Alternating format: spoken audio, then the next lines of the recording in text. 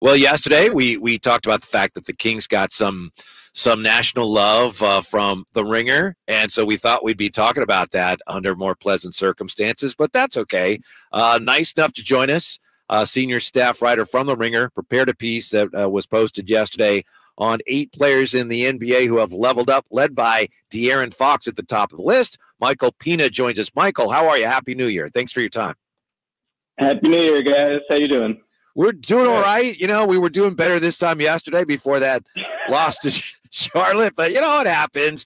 What Michael has impressed you the most about De'Aaron's play and his improvement this season? Yeah, I mean, it's got to be the three-point shot, right? Like when De'Aaron Fox first entered the NBA, that was kind of the one great shortcoming in his offensive skill set.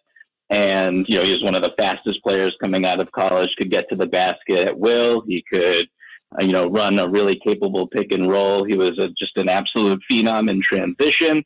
And for him now to have evolved to this level where he's one of the more potent pull-up three-point shooters in the entire NBA, and to have made the leap that he did statistically from even just last season, it's just a really fascinating evolution that completely changes, in my opinion, his trajectory as a player, as a potential MVP candidate someday.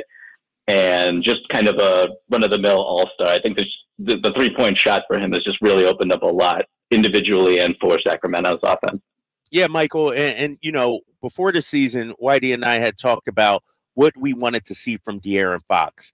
I think we said maybe 4 to 5 3 attempts per game because he's so elite at getting into the paint, getting to the basket and scoring around the basket.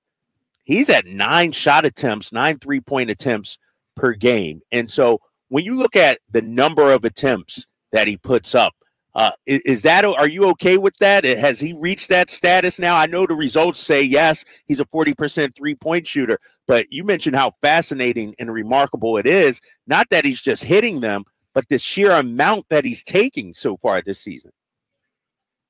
Yeah, I think that's kind of what you want from your point guard in today's NBA. I mean, it's definitely an analytically friendly shot chart. He's cut his long twos literally in half in terms of long two shooting rate from last season. And to go from 27, 28% of his shots were threes last year to almost 40% or just above 40% are threes this year, I think it's fantastic. I mean, obviously, it's relatively early in the year, and if he's able to kind of continue to make 40% of his pull-up threes off the dribble, I mean, then that's scary. There's not a lot of guys who can shoot at a high volume that accurate. I mean, that's like literally, that's Steph Curry, Damian Lillard status. Yeah. And he's hunting them. I mean, he doesn't take bad attempts. I mean, last night in the Charlotte game, I thought that most of the threes he took were really good looks. Hunting in transition, a lot of catch and shoot looks, and in the pick and roll too, if you're drop back, the biggest drop back, he is not hesitating to just let it fly, and he's just playing with a lot of confidence. So I think it's a good thing that he's up the volume from behind the three-point line. Michael Pina is with us from the Ringer, senior staff writer, just wrote a great piece on, among others, De'Aaron Fox. This may be a leading question, Michael, but you mentioned that De'Aaron Fox's play should be getting more attention. Why do you think it isn't getting more attention? That's a really good question. Before I even set out to write the story, I look at the standings every day. I'm really familiar with the league, of course, but I just didn't even realize that the Sacramento Kings were, not comfortably out of the play-in, but, pretty close to the fourth. I mean, the 4 seed, 5 seed right now. Yeah. So it's curious to me a little bit because they had such success last year, making the playoffs, obviously, and being very competitive in that first-round series against the Golden State Warriors. And, their defense, I think, has really improved this season compared to last year. But I don't know why there isn't a lot of excitement around the Kings. I think potentially it's just because they didn't make a lot of flashy off-season moves, and it's essentially the same roster as last year. That could be an explanation. But they're a more balanced team, and I love Domas Sabonis. He's one of my favorite players to watch. He made an All-NBA team last year, and he's one of the more underrated centers in basketball. So, yeah, it's a good question. I couldn't answer why they're not getting a little bit more buzz, a little bit more attention, but his numbers are kind of jaw-dropping. I mean, 30 points per game with the fourth highest usage, I believe it is right now in the entire NBA. That's superstar stuff. Michael Pina joining us from The Ringer. It's interesting, Michael, you brought up Domantas Sabonis, and there are some colleagues of yours, Kevin O'Connor, who, let's say, who views Domas as maybe a potentially person holding the Kings back from reaching their full potential. What do you like about Domas, and what do you think of him as a starting center on a championship caliber team? Yeah, I'm a huge fan of bigs who are just dominant in the post, but can also see the court with elite vision.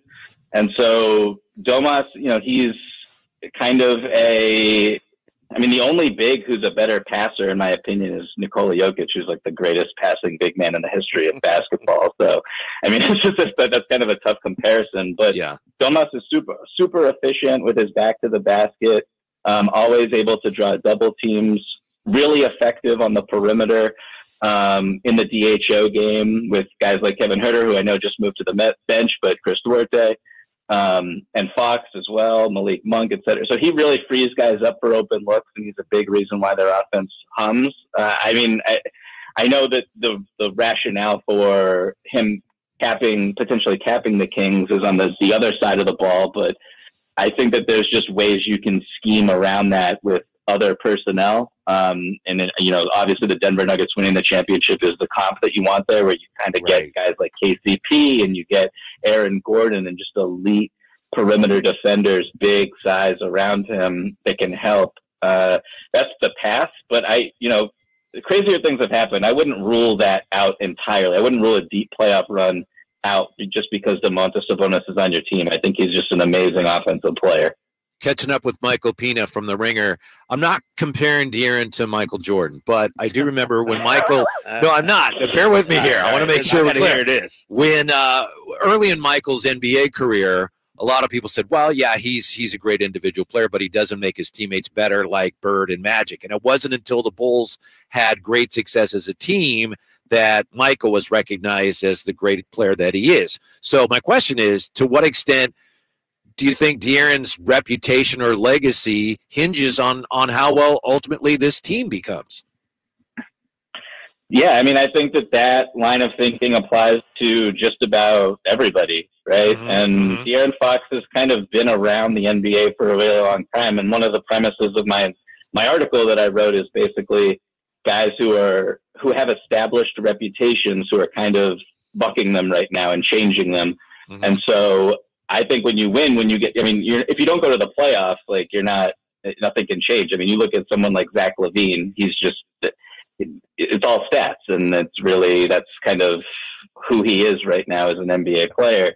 But you go to the playoffs and you have success. I thought that even though the Kings lost that series, they showed a lot of grit and a lot of heart, and I thought Fox played really well despite having a serious injury. So, advancing this year, making the playoffs again in a really congested, competitive Western Conference. I do think he already makes his teammates better. I don't think there's any question about that. He's a really aware pick-and-roll ball handler who can make every pass and every read on the court. I don't think there's anything selfish about his game at all. So, it's just about winning. It's about being a little bit more balanced and getting some more help from the supporting cast. And yeah, I think his reputation will absolutely change. Michael, when you look at the Western Conference, I look at the top, Minnesota, OKC, in the leaps that they made. What is separating them apart from Sacramento right now? What don't they have that they need right now to be in that elite Western Conference conversation? I think those two teams are like first and second or first and third in defense, elite defense, elite rim protection. And we just talked about Domas Sabonis. There's not that's like the only way that you can win, but I think just when I'm comparing the Sacramento Kings with those two teams in particular, they have just They can beat you in a lot of different ways in terms of their defensive versatility. They've got a lot of size, got a lot of length, really good rebounding team. And I know that the Sacramento Kings are one of the better defensive rebounding teams in the league this season, which is really encouraging to see. That's a big component of winning. But that's, I mean, consistent night in, night out, really raising your floor as a team. Having an elite defense really does that for you. So I think that would be the biggest separator between those two and the Kings right now. Well, speaking of very encouraging, if you're a Kings fan, if you haven't already, check out Michael's piece at The Ringer. I think you'll find it very encouraging. Michael, we appreciate your time very, very much. Thanks. Very nice piece. We hope to talk to you again soon.